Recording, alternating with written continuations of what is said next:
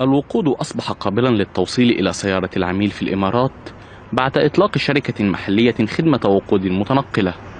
الخدمة تتطلب تحميل تطبيق على الهاتف وتسجيل البطاقة الائتمانية، ثم إرسال موقع السيارة للشركة وترك خزان وقودها مفتوحا واختيار كمية الوقود المطلوبة، وخلال فترة وجيزة ستصل سيارة تزويد الوقود.